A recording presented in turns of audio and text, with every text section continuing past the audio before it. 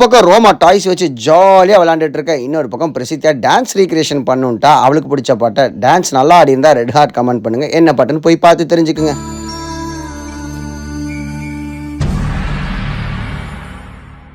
தொட்டு தொட்டு பேசும் சுல்தானா,